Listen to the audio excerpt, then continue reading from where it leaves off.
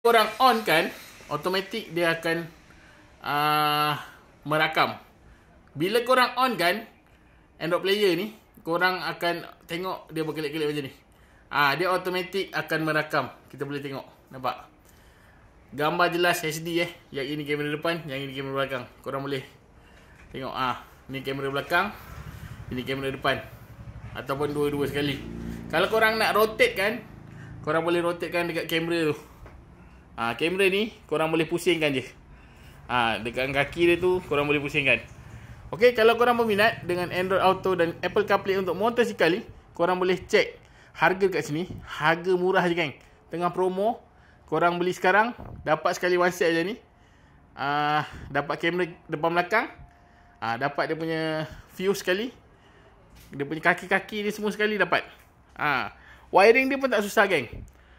Basic wiring dia, negatif, positif, dan juga satu fuse. Yang ini fuse dia.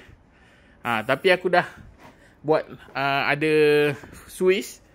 Switch tu senang nak buat. Ni aku buat switch ni. Ni switch kat sini. Aku sambungkanlah kat sini.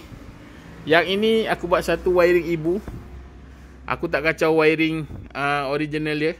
Aku buat satu wiring negatif positif. Pergi sini. Ada satu switch besar kat bawah ni. Lepas tu yang ini aku pecahkan part. Jadi device ke, gadget ke, spotlight ke, semua kat sini. Tak kacau lah. Jadi kita cocok je dia punya negatif positif, sambung ke switch dan terus boleh on. Macam itu geng. Yang ini boleh connect dengan korang punya handphone, Apple CarPlay dan Android Auto. Boleh connect, korang boleh baca WhatsApp, boleh tengok Waze, map, semua boleh. Jadi kalau korang berminat, boleh beli sekarang dekat Beg Kuning. Yang paling best, dia kalis air geng. Jangan risau, kalis air.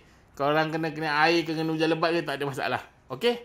Kalau berminat, boleh beli sekarang dekat Beg Kuning. Sementara harga tengah murah ni, baik korang beli sekarang.